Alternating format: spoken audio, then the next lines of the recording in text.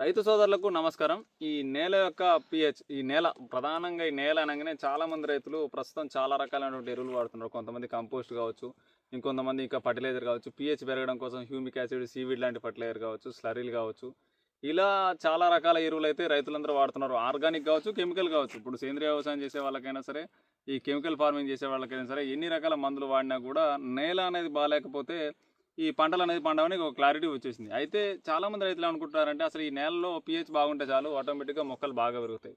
ఈ పీహెచ్చే చౌడుని అలాగే మనకు ఈ నేల యొక్క బలాన్ని సూచిస్తుంది అనుకుంటారు కదా! వీళ్ళందరూ కూడా నేను అసలు సాయిల్ అంటే ఒక చిన్న బయోడేటా ఇవ్వాలనుకుంటున్నా. అంటే సాయిల్‌లో భూమిలో ఏమేమి ఉంటాయి? అసలు ఏవేవి మొక్కని బ్యాలెన్స్ చేస్తుంటాయి? ఒక మొక్క అనేది ఇంత బాగా పెరగాలంటే అసలు ఎన్ని రకాల వ్యవస్థలు భూమిలో పనిచేస్తుంటాయి అన్న క్లారిటీ ఈ వీడియోలో చెప్పాలనుకుంటున్నా. దీనికి సంబంధించినటువంటి డీటెయిల్స్ ఏదైనా సరే ఇప్పుడు కొన్ని టాపిక్స్ మీద డీటెయిల్గా చెప్పలేకపోతే వాటికి సంబంధించినటువంటి సపరేట్ వీడియోస్ అనేది మన తెలుగు వృత్తి యూట్యూబ్ ఛానల్లో ఉంటాయి. ఒకసారి వెళ్ళి చూడండి, మీకు క్లారిటీ వస్తుంది. ఫస్ట్ ఆఫ్ ఆల్ నేలకు ఏది ముఖ్యం? సేంద్రియ కర్బనం అంటే ఈ సేంద్రియ కర్బనం ఎంత ఉన్నప్పటికి కూడా నేలలో జీవం అనేది లేకపోతే ఇప్పుడు ఒక మనిషిలో కనుక ఆత్మ ఏ విధంగా ఉంటుందో నేలలో కూడా సూక్ష్మజీవుల సముదాయం ఉంటుంది. దీన్నే సాయిల్ ఫుడ్ వెబ్ అంటారు. ఈ సాయిల్ ఫుడ్ వెబ్లో మనకు సూక్ష్మజీవులు ఉంటాయి. ఈ సూక్ష్మజీవులు అంటే ఓన్లీ బ్యాక్టీరియాస్ కాదు, బ్యాక్టీరియాసు, ఫంగస్లు, ఆల్గేలు, ప్రోటోజోవాలు, దాంతోపాటుగా ఈ ఆర్థోపాడ్స్, ఇలా చాలా రకాలైనటువంటి జీవం ఉంటుంది. నెమిటోడ్స్, ఇలా చాలా రకాలైనటువంటి జీవం ఉంటుంది. దాంతోపాటు నేల ఒక మొక్క ఎదుగుతుందంటే నేలలో ఫస్ట్ ఆఫ్ ఆల్ ఈ నేలలో ఎంత జీవం ఉన్నప్పటికీ కూడా మళ్ళీ మొక్క యొక్క వేరు వ్యవస్థ చుట్టూ రైజోఫేగస్ సర్కిల్ అనేది ఒకటి ఉంటుంది. ఈ రైజోఫేగస్ సర్కిల్ అంటే ఏంటంటే వేరు వ్యవస్థ చుట్టూ కూడా మనం ఇట్లా పీకినప్పుడు మనకు మట్టి వస్తుంది. వేరు వ్యవస్థతో చుట్టూ మట్టి పెట్టలు కింద రౌండ్ కనపడతాయి. వేరు చుట్టూ కింద రౌండ్ మట్టి పెట్టలు కనపడతాయి. ఇది దీన్నే రైజోఫేగస్ సర్కిల్ అంటారు. ఇందులో ఏముంటాయంటే ఒక భూమిలో మనకు చౌడ్ అనేది పిహెచ్ అనేది 9 ఉన్నా కూడా మొక్క చుట్టూ రైజోఫేగస్ సర్కిల్ ఏర్పడితే ఆ మొక్క చాలా బాగా పెరుగుతుంది. దీనికి చిన్న ఎగ్జాంపుల్ ఏంటంటే మనకు చౌడు భూమిలో ఏ పంటలు వేసినా పండవు. అదే మనకు పప్పు జాతి పంటలు అంటే రైజోబియం బుడిపలు ఉండేటువంటి పంటలు, జనుము, జిలుగు లాంటి పంటలు వేసుకుంటే చాలా బాగా పెరుగుతాయి, మంచి పూత వస్తాయి, మంచి కాపు వస్తాయి. దీనికి కారణం ఏంటంటే ఆ వేరు వ్యవస్థ చుట్టూ కూడా సూక్ష్మజీవుల సముదాయం ఉంటుంది. ఆటోమేటిక్గా ఇవి బ్యాక్టీరియాని డెవలప్ చేసుకునేటువంటి మొక్కలు. కాబట్టి ఇక్కడ ఏమవుతుంది, ఆ మొక్కకు కావాల్సిన పోషకాలు భూమి యొక్క pH ఎంత ఉన్నా కూడా మీరు ఇక్కడ రైతు ఈ యొక్క చిన్న పాయింట్ని జాగ్రత్తగా అర్థం చేసుకుంటే మీరు చాలా అంటే చాలా సైన్స్ని అర్థం చేసుకున్న వాళ్ళు అవుతారు. ఎంత pH, ఇక్కడ pH ప్రధానం అని చాలామంది అంటున్నారు కదా. pH ప్రధానమైనప్పుడు అన్ని మొక్కలకు వర్తించాలి కదా. మరి ఈ pH దీనికి చాలామంది చెప్పే సమాధానం ఏంటంటే ఇది pHని తట్టుకునే మొక్క అంటారు. తట్టుకోవడం అంటే ఎక్కడ తట్టుకుంటుంది? మొక్క వేరు వ్యవస్థ ఉన్నటువంటి బ్యాక్టీరియాలే ఈ pHని తట్టుకునేలాగా చేస్తున్నాయి. కాబట్టి ప్రతి రైతు తెలుసుకోవాల్సింది ఇక్కడ మెయిన్ పాయింట్ ఏంటి, pH కంటే కూడా సాయిల్ యొక్క మొక్క యొక్క వేరు వ్యవస్థ చుట్టూ ఉండేటువంటి రైజోఫేగిక్ సర్కిల్. ఇంకా దీన్ని ఏది ప్రభావితం చేస్తుందంటే దీన్ని కొలిచేటువంటి సాధనాన్ని ఏమంటారు అంటే సాయిల్ యొక్క EH, రిడాక్స్ పొటెన్షియల్ అంటారు. ఈ రిడాక్స్ పొటెన్షియల్ అంటే ఏంటంటే భూమిలో ఎంత మోతాదులో బ్యాక్టీరియా ఉంది, భూమి యొక్క జీవన స్థితిని కొలిచేటువంటి సాధనాన్ని EH అంటారు. ఇది మనకేం తెలియజేస్తుందంటే ఒక భూమిలో జీవం యొక్క యాక్టివిటీ ఏ విధంగా ఉంది. ఇప్పుడు మనకు చాలామంది అనుకుంటారంటే నేను బ్యాక్టీరియాలు బాగా ఇస్తున్నా కదా అనుకుంటారు. ఓన్లీ బ్యాక్టీరియా ఇచ్చినా కూడా మొక్కకు ప్రమాదమే. ఏ విధంగా అంటే మినరలైజేషన్ ఎక్కువగా జరుగుతుంది. ఆటోమేటిక్గా మినరలైజేషన్ ఎక్కువగా జరగడం వల్ల కార్బన్ పర్సెంట్ అనేది తగ్గిపోతుంటుంది. ఇక్కడ రేషియో అనేది చాలా ఇంపార్టెంట్. సాయిల్ యొక్క ఫుడ్ వెబ్ కంటిన్యూటీ అవ్వాలంటే 100% దానికి సరిసమానమైనటువంటి నెమిటోడ్స్ ఉండాలి. ఈ నెమిటోడ్స్ ఏం చేస్తాయి, ఇందులో నెమిటోడ్స్ అనగానే చాలామంది ఏమనుకుంటారంటే ఏదో చెడ్డై నెమిటోడ్స్ అని చెప్పేసి నెమిటోడ్స్ వచ్చినాయని చెప్పి భయపడుతుంటారు కదా. ఈ నెమిటోడ్స్లో ఒక వర్గం చెడుది అయితే మిగతా వర్గాలు చూసుకుంటే ఫంగల్ ఫీడర్ నెమిటోడ్స్ ఉంటాయి. అంటే ఇవి ఏంటంటే భూమిలో ఉన్నటువంటి ఫంగస్ దీన్ని కార్బన్గా మారుస్తుంటాయి.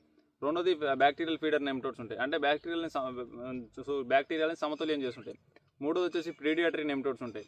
ఈ ప్రీడియేటరీ నెమిటోడ్స్ ఏంటంటే మనకు మొక్క నుంచి వేరే ఫంగస్లు బ్యాక్టీరియాలు వచ్చి అటాక్ చేస్తుంటాయి కదా, వాటి నుంచి కాపాడేటువంటి నెమిటోడ్స్ ఉంటాయి. ఇలా నెమిటోడ్స్ కూడా చాలా మంచిగా చేస్తాయి. కానీ మీరు ఈరోజు వాడేటువంటి నెమిటో కిల్స్ వల్ల ఒక్కటి వాడితే భూమిలో ఉన్నటువంటి అన్ని రకాల నెమిటోడ్స్తో చచ్చిపోతాయి.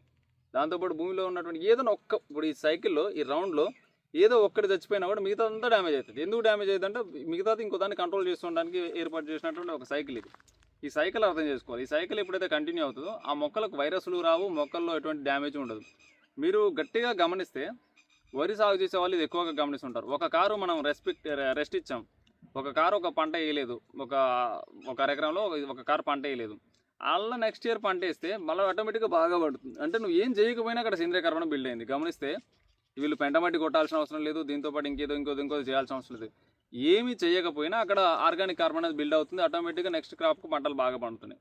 దీని అర్థం ఏంది, నేల తనని తాను సహజంగా ఇంకా కూడా మనం ఇంత చెడు చేసినా కూడా తనని తాను సహజంగా బాగు చేసుకున్నటువంటి శక్తి సామర్థ్యాలను కలిగి ఉంది. దానికి మనం ఏం చేయాలి, దానికి కొంచెం సపోర్ట్ అందియాలి. ఇంకా దాన్ని చెడగొట్టడం కాకుండా కొంచెం సపోర్ట్ ఇస్తే చాలు. మెయిన్గా ప్రతి రైతు తెలుసుకోవాల్సింది ఏంటంటే ఈ రిలాక్స్ పొటెన్షియల్. దీంట్లో భూమిలో ఎంత ఏరియేషన్ జరుగుతుంది, అంటే గాలి ఎంతగా ట్రాన్స్పోర్టేషన్ అవుతుంది, ఇక్కడ సూక్ష్మజీవులు ఎంతగా జీవక్రియలు నడుపుతున్నాయి అన్నది ఈహెచ్ అనేది చాలా ఇంపార్టెంట్. దాంతోపాటు భూమి అనగానే చాలామంది ఏమనుకుంటారంటే సేంద్రియ కర్బనం అంటారు. సేంద్రియ కర్బనే కాదు, సాయిల్ అగ్రిగేట్స్ అంటే పూసలుగా నేల ఏర్పడడం, సాయిల్ కొలైడ్స్. ఈ కొలైడ్స్ అనే పదం మీకు కొత్తగా అనిపించవచ్చు ఎందుకంటే ఇప్పటివరకు ఈ కొలైడ్స్ గురించి చాలా తక్కువ ఇన్ఫర్మేషన్ ఉంది. ఈ కొలైడ్స్ అంటే ఏంటంటే మనకు ఒక పోషకం అనేది ఉంటే ఆయన్ల రూపంలో ఉంటుంది, లేదంటే కేటయాన్ల రూపంలో ఉంటుంది. దీన్ని మనకు ఈ సాయిల్ కొలైడ్స్ అనేది పట్టి ఉంచుతాయి. న్యూట్రిషన్ని బ్యాంకులు అనమాట. ఈ న్యూట్రిషన్ బ్యాంకులు మనం భూమిలో చల్లుతాం కదా న్యూట్రిషన్ని. దాంతోపాటు సూక్ష్మజీవులు కూడా కరిగిస్తాయి అంటారు కదా. ఈ కరిగించడం అంటే ఏం లేదు. నా దృష్టిలో ఈ phosphorus solubilising bacteria, zinc solubilising bacteria, potassium mobilising bacteria అంటే ఏముండవు. ఒక బ్యాక్టీరియా, ఒక ఫంగస్ అక్కడ ఉన్నటువంటి పదార్థాన్ని తను స్వీకరించడం కోసం కొన్ని రకాలైనటువంటి యాసిడ్స్ని రిలీజ్ చేస్తుంది. గ్లూకోనిక్ యాసిడ్ కావచ్చు, సిట్రిక్ యాసిడ్ కావచ్చు, ఫాస్ఫరిక్ యాసిడ్ కావచ్చు. ఇలా ఒక బలమైన యాసిడ్ని రిలీజ్ చేసినప్పుడు అక్కడ ఉన్నటువంటి మినరల్స్ అనేది కరుగుతాయి. ఆ కరిగినప్పుడు ఆ మినరల్ అనేది కొలైడ్స్ అనేది భూమిలో సాయిల్ కొలైడ్స్ అనేవి ఉంటే ఆటోమేటిక్గా దానికి అటాచ్ చేయబడతాయి. అటాచ్ చేయబడినప్పుడు అక్కడ పోషకాలు ఇవి ఏ విధంగా పెరుగుతాయంటే మీరు వేసే కంపోస్ట్ వల్ల కావచ్చు, లేదంటే మీరు వేసేటువంటి ఇప్పుడు మన సఫలా గోల్డ్ లాంటి ఫర్టిలైజర్ వేసుకుంటున్నారు. ఇలాంటివి కూడా కొలైడ్ ఫర్టిలైజర్స్ అంటారు వీటిని. ఇవి ఏంటంటే భూమిలో సాయిల్ కొలైడ్స్ని ఏర్పాటు చేస్తాయి. ఇలా ఏర్పాటు చేసినప్పుడు ఆ పోషకాలు పట్టి ఉండడానికి అవకాశం ఉంటుంది. ఈ సాయిల్ కొలైడ్స్ లేకుండా మీరు వేసే ఫర్టిలైజర్లు మీకు తెలవకుండా కొన్ని రకాల కొలైడ్స్ ఫర్టిలైజర్ చేస్తుంటారు. అందుకే కొంత పనిచేస్తాయి. కొన్ని ఎరువుల్ని మీరు సింగిల్గా వేస్తే ఎటువంటి ప్రభావం చూపెట్టవు. అదే దీంతో కలిపి వేసినప్పుడు మంచి ప్రభావం చూపిస్తుంటాయి. వాటి పేర్లు నేను చెప్పను కానీ, ఎందుకంటే వాటిలో పొటాష్ ఉంది, గిటాష్ ఉందని చెప్పి చాలా అదరగొడుతున్నారు. కాబట్టి అలాంటి కొలైడ్ ఫర్టిలైజర్స్ ఈరోజు చాలామంది రైతులు వేస్తున్నారు. ఇది కార్పొరేట్ పంచాయతీ అవుతుంది కాబట్టి నేను ఆ పేర్లు చెప్పను. కానీ చాలామంది కొలైడ్ ఫర్టిలైజర్స్ ఉంది. ఈ just only colloids, soil colloids. ఈ కొలైడ్స్ వేసినప్పుడు మీరు మిగతా న్యూట్రిషన్ బాగా అందుబాటులోకి వస్తుంది. అది అక్కడ జరిగేటువంటి సిచ్యువేషన్. ఈ కొలైడ్స్ బాగుంటే ఆటోమేటిక్గా మైక్రోబియల్ యాక్టివిటీ కూడా చాలా వరకు పెరుగుతుంది. ఇక దీని తర్వాత వచ్చేసి soil cation exchange capacity, CEC. ఈ సిఈసి కూడా మొక్కల్లో పోషకాలని తొందరగా తీసుకోవడానికి సిఈసి ఎంత ఎక్కువగా ఉంటే మొక్కలు అంత ఎక్కువ, అంటే బ్యాలెన్స్డ్గా ఉండాలి. ఈ మామూలుగా ఈ క్యాటయాన్ ఎక్స్చేంజ్ కెపాసిటీ ద్వారా మొక్కలు పోషకాలను తీసుకుంటాయి. మీరు ఇక్కడ ఏం తెలుసుకున్నారు, ఏహెచ్ ఒకటి, soil colloids, soil aggregates, soil organic carbon, soil యొక్క సిఈసి క్యాటయాన్ ఎక్స్చేంజ్ కెపాసిటీ. దాని తర్వాత సాయిల్ యొక్క ఈసీ ఎలక్ట్రికల్ కండక్టివిటీ, అంటే ఉప్పు శాతాన్ని కొలిచేటువంటి ఒక ప్రక్రియ. ఇది మనకు సాల్స్ ఎక్కువ ఫర్టిలైజర్ వేసినప్పుడు ఎక్కువ పెరిగిపోయినా కూడా మొక్క యొక్క చివర్లో టిప్స్ మాడిపోవడం, మొక్క పోషకాలు తీసుకోకుండా బర్న్ అయిపోవడం, కాలిపోవడం, వేడి ఆగమైపోవడం, ఇలాంటి సమస్యలు వస్తాయి. వీటన్నిటిని దాటిన తర్వాత వచ్చే సమస్య పిహెచ్. ఇక్కడ చూసారా మీరు స్టార్టింగ్లో పిహెచ్ కోసం పోరాటం చేస్తున్నారు కదా. ఎక్కడ ఉంది ఈ పిహెచ్? జస్ట్ ఓన్లీ పిహెచ్ ఎంత ఉన్నా కూడా ఇన్ని వ్యవస్థలు సరిగ్గా పనిచేస్తే ఆటోమేటిక్గా మొక్క బాగా బతుకుతుంది. మీరు ఒక పిహెచ్ని కంట్రోల్ చేసి ఏముంది పిహెచ్ కంట్రోల్ చేయడం? ఫాస్ఫరిక్ యాసిడ్ వేసుకున్న పిహెచ్ కంట్రోల్ బఫర్ అవుతుంది, హ్యూమిక్ యాసిడ్ వేసుకున్న పిహెచ్ బఫర్ అవుతుంది, దాంతోపాటు మనం కొద్ది కంపోస్ట్ వేసుకున్న పిహెచ్ బఫర్ అవుతుంది. వాటర్ మేనేజ్మెంట్ సరిగ్గా చేసుకున్నా కూడా పిహెచ్ని బఫర్ చేయొచ్చు చాలా వరకు. జిప్సం వేసుకున్న పిహెచ్ కంట్రోల్ అవుతుంది.